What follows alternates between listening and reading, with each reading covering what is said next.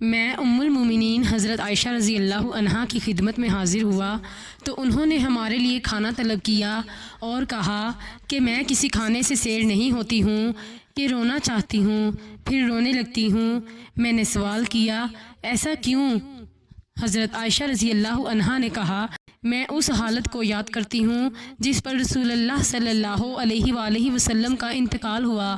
اللہ کی قسم آپ صلی اللہ علیہ وآلہ وسلم روٹی اور گوشت سے ایک دن میں 2 بار کبھی سیر نہیں ہوئے۔ امام ترمذی کہتے ہیں یہ حدیث حسن صحیح ہے۔ سنن ترمذی حدیث نمبر 2356۔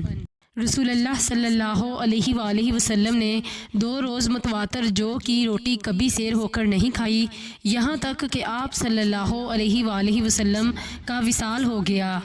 سنن ترمذی حدیث نمبر 2357۔ رسول اللہ صلی اللہ علیہ وآلہ وسلم نے فرمایا فقیر اور محتاج مسلمان جنت میں مالداروں سے آدھا دن پہلے داخل ہوں گے اور یہ آدھا دن 500 برس کے برابر ہے۔ امام ترمذی کہتے ہیں یہ حدیث حسن صحیح ہے۔ سنن ترمذی حدیث نمبر 2354۔ رسول اللہ صلی اللہ علیہ وآلہ وسلم نے فرمایا کامیاب ہوا وہ شخص جس نے اسلام قبول کیا اور بقدر کفاف اسے روزی حاصل ہوئی اور اللہ نے اسے اپنے دیے ہوئے پر قانع بنا دیا۔ امام ترمذی کہتے ہیں یہ حدیث حسن صحیح ہے۔ سنن ترمذی حدیث نمبر 2348۔ رسول اللہ صلی اللہ علیہ وآلہ وسلم نے فرمایا آدمی بوڑھا ہو جاتا ہے البتہ اس کے اندر 2 چیزیں جوان رہتی ہیں، ایک لمبی زندگی کی خواہش، دوسرے مال کی حرص۔ امام ترمذی کہتے ہیں یہ حدیث حسن صحیح ہے۔ سنن ترمذی حدیث نمبر 2339۔ نبی صلی اللہ علیہ وآلہ وسلم نے ظہر یا عصر کی نماز پڑھائی۔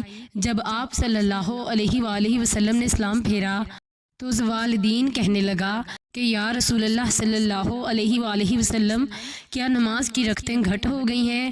کیونکہ آپ صلی اللہ علیہ وآلہ وسلم نے بھول کر صرف 2 رکعتوں پر سلام پھیر دیا تھا۔ نبی کریم صلی اللہ علیہ وآلہ وسلم نے اپنے اصحاب سے دریافت کیا کہ کیا یہ سچ کہتے ہیں؟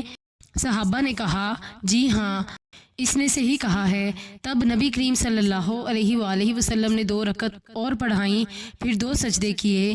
سعد نے بیان کیا کہ عروہ بن زبیر کو میں نے دیکھا کہ آپ نے مغرب کی 2 رکعتیں پڑھ کر سلام پھیر دیا اور باتیں بھی کیں، پھر باقی 1 رکعت پڑھی اور 2 سجدے کیے اور فرمایا کہ نبی کریم صلی اللہ علیہ وآلہ وسلم نے اسی طرح کیا تھا۔